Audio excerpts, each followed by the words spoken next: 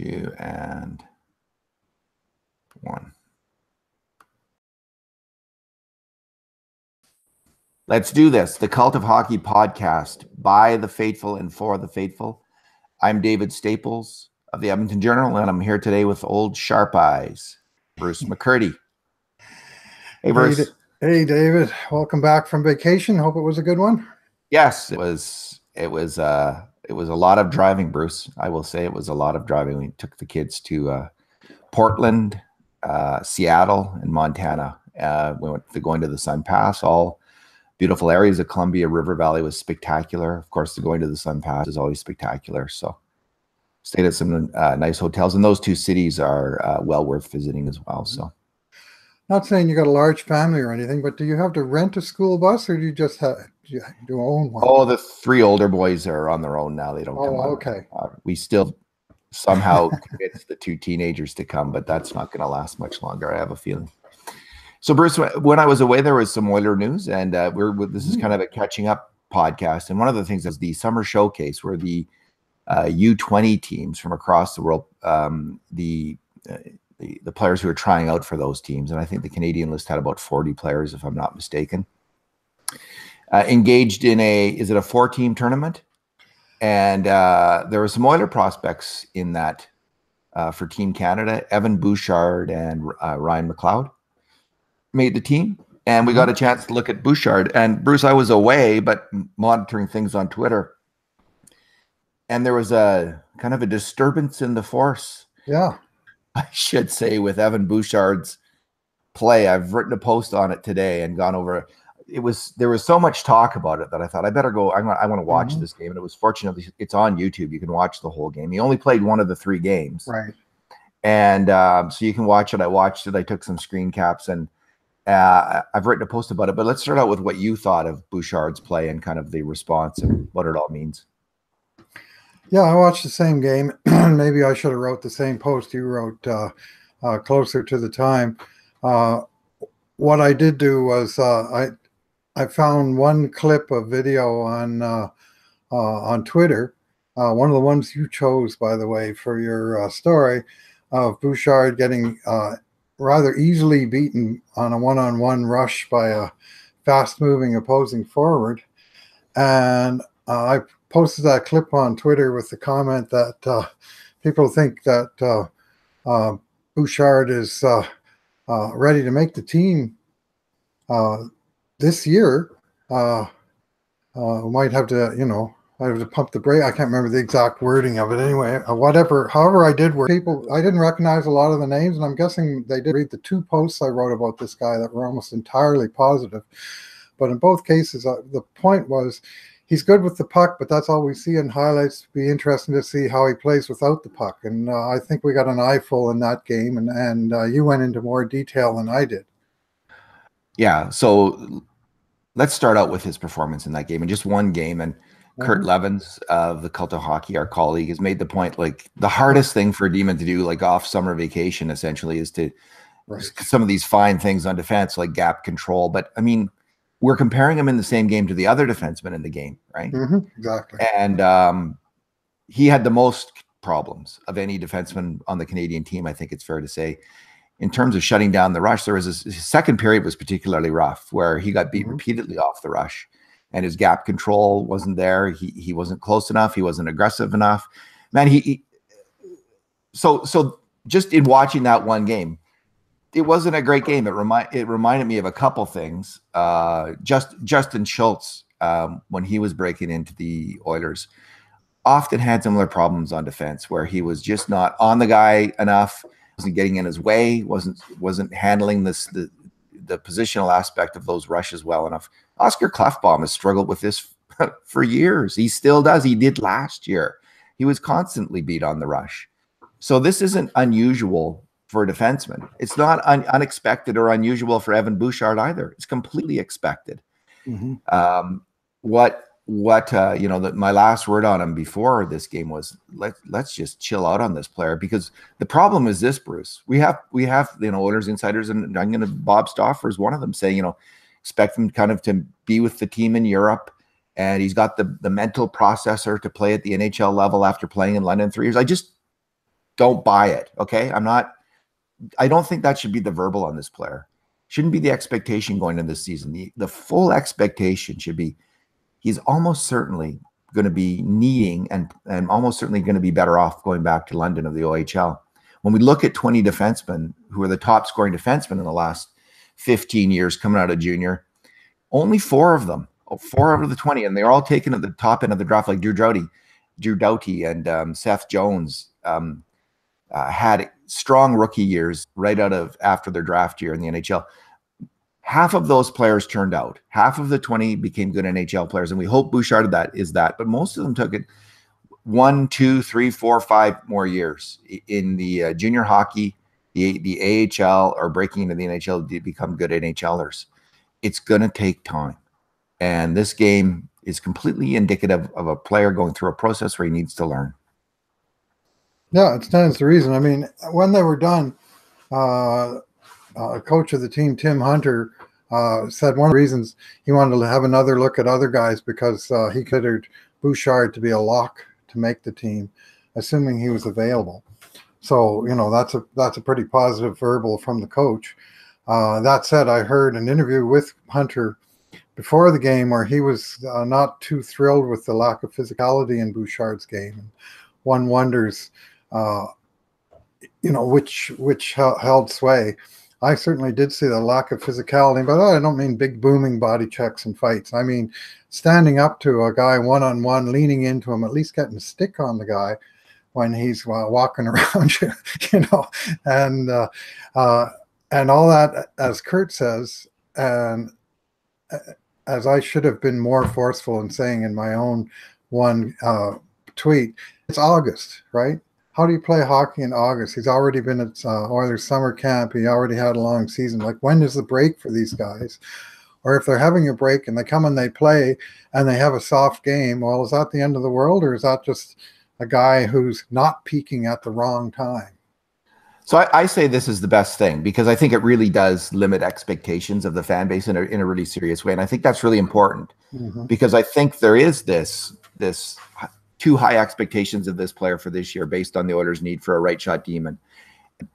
And I think that really needs to go. People need to really just forget about that and just have it in mind. He's almost certainly going to go back to major junior hockey. So the one thing I didn't see in the game that I was hoping to see was they used Ty Smith on the power play, running the power play. Now, Bouchard is a better offensive player in the major junior level than Ty Smith was. Ty Smith was very good, and Hunter didn't use Bouchard. And I was curious about that. Maybe he knows what he can do already, but I was hoping to see that, and we didn't get to see Bouchard in his feature role. You know, if he had put up 2 or 3 points or great plays on the power play, the takeaway on him might be a little different. I mean, he did make some really nice passes with the puck, and he had one great play where he saw a player streaking down the ice, so he kind of iced it from his own end, and the player got it and had a great scoring chance. And again, this is the kind of really smart heads up play that Justin Shults it can make. And I mean, Justin Shults, Bruce, there's still kind of a gray dark cloud over his name in Edmonton. In 2016-17, Bruce, Justin Shults finished 10th in Norris Trophy voting in the NHL.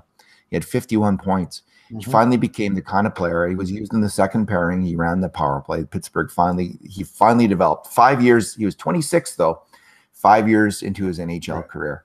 So let's just back off on any expectation at all that Bouchard should make the team. I say this in the context of the Sports Forecaster, which they send me their magazine every year, and they've picked they have 5 defensemen listed. They don't even list Chris Russell for point projections, but they have Bouchard playing 50 games and getting 25 points or 26 points. So, I mean, Dmitry Kulikov and I think other players have come in and their rookie years and had like that kind of year but I just want the Oilers to chill here. I think they have a really talented hockey player here. We saw his undeniable and his terrific offensive shooting ability, passing ability, smart plays in his own zone with the puck, just so sharp in his own zone with the puck. We saw the development camp. We saw a bit of it in this game. Send him to junior where where you would fully expect him to be next year, and give him that extra year in junior hockey, like Morgan Riley got, like Peter Angelo got, like all these players who become solid NHLers got, and stop this expectation that he's going to make the team. That's my. Yeah, well, I mean, the good news here is that we're comparing 18-year-old Evan Bouchard to 22-year-old Justin Shults, right? We never even got a sniff of Justin Schultz's game until he was out of college and 22 years old. And we're seeing, certainly I saw some comparables in that game, just in general approach to the game. Left me a little bit cold, to be frank, but and it's strictly without the puck. And this is where his issues are with the puck. This is where his issues are with the puck. I think we've already seen plenty that he's going to be a force, and it's easy to project him 2 or 3 years down the road as being a huge contributor to the Oilers. To project that into this year is a little bit wishful thinking. Yeah, it's kind of like this talk we get now about Puljujarvi because he didn't light up the first 2 years. He's like 20 years old this season, right? Yep. And there's already like, well, we might have to trade him like if he doesn't come through this year. It's just, I'm tired of this. I'm tired of it. I just think, like, get your head screwed on straight. Do a good job of developing these players. Don't rush them to the NHL like you did with Puljujarvi. Probably should have stayed another year in Finland. And do right by these players. Don't expect too much early on. Develop them slowly. Really make sure they are overripe. Make sure they dominate at the AHL level before they come up. And then stop writing them off when they're 20 years old, and thinking they're not smart enough to play in the NHL. Like, I don't want to hear that. I want to see an organization which is smart enough to develop these players, Bruce. How about that? Here's another comparison to an Oiler of years past. Another Finnish right winger with a May birthday, guy named Jari Kurri. You might have heard of him. And when he was the exact age that Jesse Puljujarvi is today, he had 0 NHL games played and 0 points. Right? He was just coming over. So it's a little bit early to be saying, he just hasn't got what it's going to take. Hello. Let's give him a chance, shall we?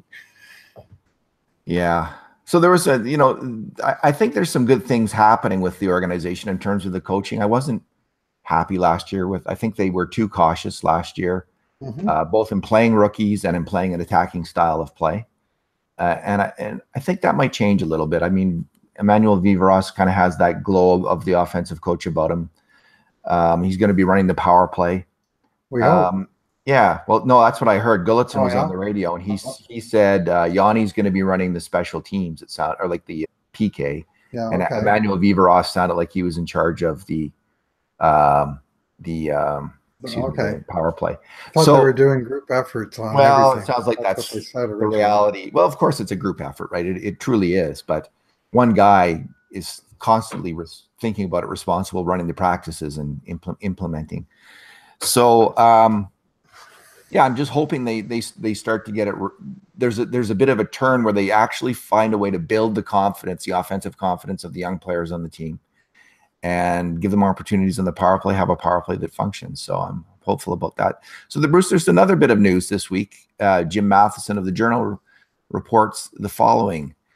Louie DeBrusk, and there's a quote from Jim from his column. Louie DeBrusk will apparently be handling color commentary duties with play-by-play man Kevin Quinn on the Edmonton Oilers Sportsnet TV broadcast this winter, with Drew Remenda doing between periods commentary for their Roger Place home games. When DeBrusk works a weekend Hockey Night in Canada game, Remenda will be providing color alongside Quinn. So this is a promotion on the Oilers broadcast, at least for Louie DeBrusk, back to the role he had before 2014, before Remenda came in. 2014-15 was Louie's last season, I think. And what do you think, Bruce? Well, I don't hate Remenda to the degree that many in oil country seem to. Man, there's some real vitriol out there towards that guy. And I do poke fun at some of the individual comment he makes, and every once in a while he gets on my nerves, but not to that degree. And certainly not to the degree of hitting the mute button, which some people claim to do, this an ability to criticize the Oilers. And when I'm watching a regional broadcast, David, this is maybe where I think Remenda bent over backwards not to do, was to provide preferential coverage to the home team. Well, guess what? If it's a regional broadcast, most of the fans tuning into that game are more interested in one team than the other team. So they don't want necessarily 50-50 coverage. They want maybe 70-30. But at the same time, they don't want 100% of the coverage just talking about how good the players are and not really wanting to identify mistakes of players. I want to hear about the team. I want to hear about the guys that did things right. I want to hear about the guys that did things wrong. And this is where I hold Ray Ferraro as the gold standard. And I think he demonstrated this way back when he was a commentator on the Oilers. He didn't spare on the criticism, and he didn't spare on the praise. And he was very sort of, to me, even-handed. I strive for the same thing, frankly, in my own coverage. It's that, you're looking at the one team specifically, but you got to look at the full spectrum of that performance. When Louie was on the Oilers, he was the ultimate team guy, right? Like he's standing up physically, fighting for his teammates. And I think that he very strongly has that ethic of loyalty to the team, support for the team, support for the players. And I think this was actually a problem, a definite problem for him as a broadcaster. Even when there was glaring errors on the ice, he wouldn't talk about the individual who made them. One of the jobs of the broadcaster is to share your inside knowledge of the game, both good things and bad things that happen, your expertise. And so what Ferraro does is he breaks down in detail kind of the technical aspects of the game. Like, I recall one time the puck came through the crease and the defenseman had his skates not parallel to the goal line, and the puck hit his skates, and then Ray said his skates should have been parallel to the goal line. That way, when they hit the skates, they would just go right through. But I think they were perpendicular to the goal line, and they hit it and they bounced in the net. So this was like a little technical thing about the game of hockey that Ray was able to share with us. It was a mistake by a player who he named. You don't have to castigate the player. You don't have to say anything bad about him and his family and his worth as a human being. You just point out the little mistake. And Louie did not do that. And that was a mistake by Louie. And he got better, though, I think, in smaller doses. He was more able to criticize the team as a whole when he did the between periods role. And it was marked how much better he got, I thought, all of a sudden when he had time to think about it and come up with a few points that he needed to make and wanted to make. He did a good job. And I'm hoping he takes that and builds on that as a color commentator, because I think people really like him. Most fans are enthusiastic about this move. There's something about him that people really respond to. I think he's, and then there's also his community presence, the fact he lives here in Edmonton. He loves it here in Edmonton. He raised his kid here who's now in the NHL. So there's all that about Louie that people really seem to respond to. But, I'm looking for expert hockey commentary, and he can provide that, but he's got to he's going to have to tell himself before every broadcast, okay, especially on goals against, when mistakes are made, just in a kind of a very matter-of-fact, non-judgmental way, I'm going to have to go through them and talk about who made those mistakes. And that would be kind of a start for him in terms of being, I think, a stronger color commentator. Bruce, we did a poll at the Cult of Hockey about who do you prefer doing Oilers color commentary? So we had Louie DeBrusk, Bob Stauffer, and Drew Remenda. And I should say, to be fair to Bob, he's on the radio, so I don't think nearly as many people are as familiar with Bob's work as they are with Louie and Drew. But I threw that in there anyway, just to see what would happen. And I wouldn't make too much of it, like in terms of Bob's popularity. He's hugely popular, especially on Oilers now. And the people who listen to him on the radio, I think, generally hear good things about his work. So Louie got of the 2,400 people who voted, Louie got 70% of the vote, being the preference. Bob got 19% and Drew got 11%. Wow. So basically 6-1 between the two television guys. Yeah, this is like a no-brainer decision for the Oilers based on that. And last year it was the same thing, David. There was a lot of gnashing of teeth when they announced that they were keeping Drew Remenda last summer. I remember you writing an article at that time, and the poll was sort of vociferously against the guy at that time. And whatever, I personally have hopes that in the in-between period slot he'll be good, because his hockey knowledge is good, and it's just a matter of the framing and like I say, the focus on which team are people tuning in to watch. You want to learn about the other guys, but you really want to know what's going on in your own team. And he had way too many, like his San Jose reminiscences in the first few years was over the top brutal. and a mistake on his part. And he needed to curb that, and he did. He finally did it. I don't think he made one reference this past year. Like he was very careful about it. So I think he learned. I mean, the other thing I've liked about Remenda, like he's not at Ferraro's level in terms of breaking down the game and analyzing it, but he that's right. Who is? But he's closer than many broadcasters in terms of providing some solid analysis. He also knows Todd McClellan really well, so we kind of get a sense of what the coach is thinking and wanting, and in terms of when we hear Remenda speak. I also have liked, like I found him to be a champion, or at least not overly negative about players like Justin Shults and Chris Russell, who are savaged and are the whipping boy of a certain fan segment. And you could say the same of Mark Letestu, who I criticize a lot. Like he's very fair with the players. And he's certainly fair with Justin Shults and pointed out a lot of the good stuff that Shults did, even as the rest of the fan base were kind of bitterly savaging him in every mistake that he made. And Russell, I mean, he admires that player. I think quite rightly he admires that player for a lot of things he does. So I think maybe part of the reason people didn't like Drew Remenda is he takes unpopular stands on players that are hated by a certain segment of the fan base, and they want someone who's going to blast them. He doesn't do that, but he does criticize, I think, all of the players fairly even-handedly. I haven't noticed favoritism in terms of his assessment of players. He's even-handed, and he often has something interesting to say. Yeah, you didn't mention Lucic on that list of players that some people want to hear get blasted at every turn.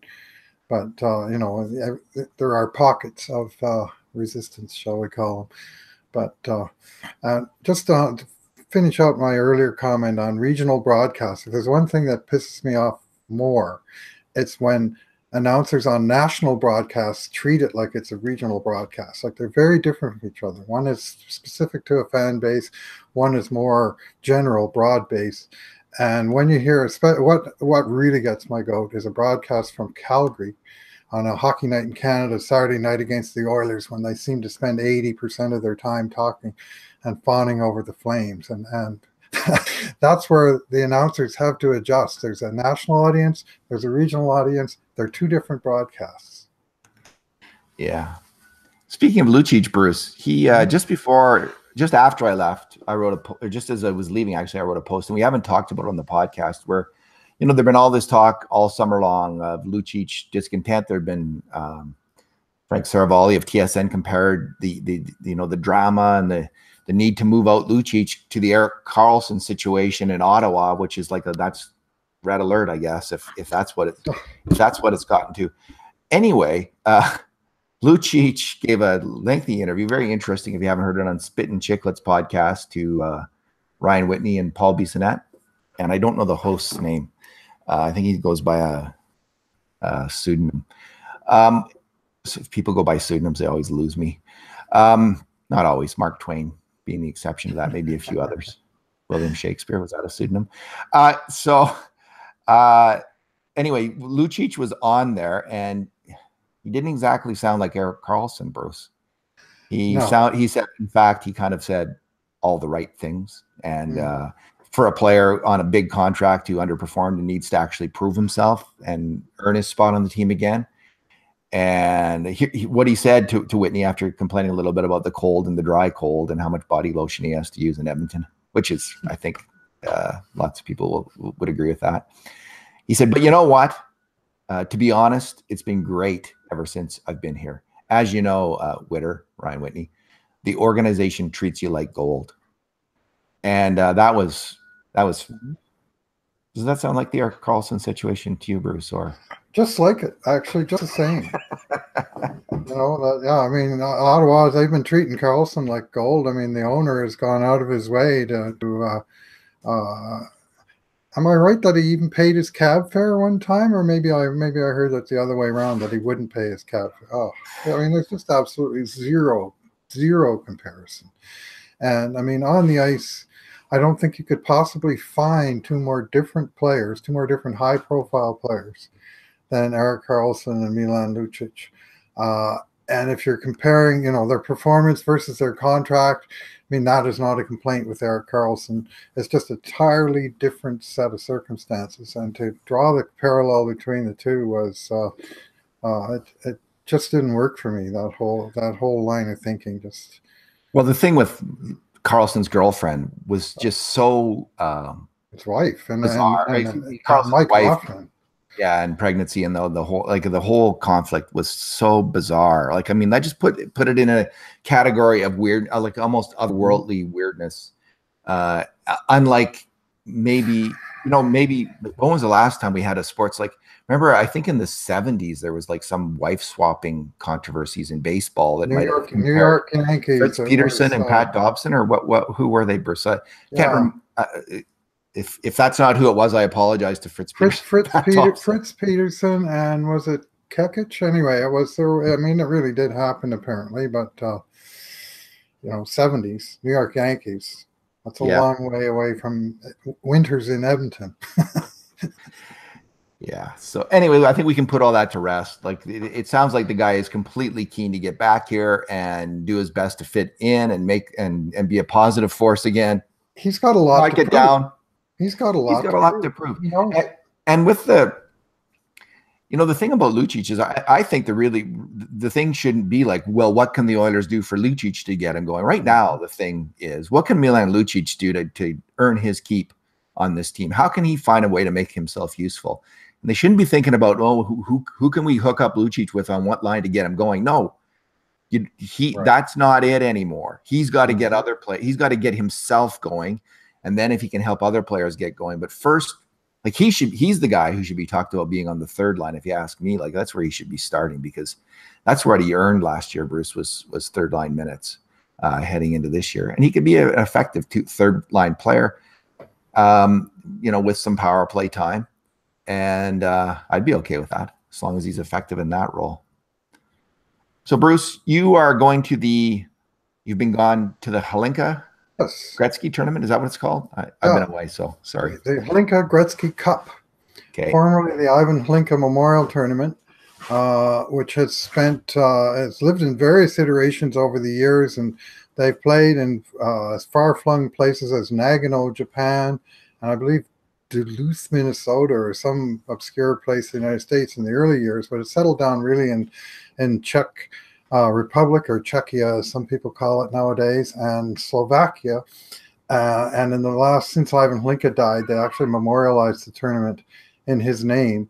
And I'm happy to see his name still on the tournament. In fact, still on the top bar, with the addition of Gretzky, with the North American, especially the Edmonton element to the tournament. And it's kind of exciting if you like August hockey, and who doesn't, but it's kind of exciting to have.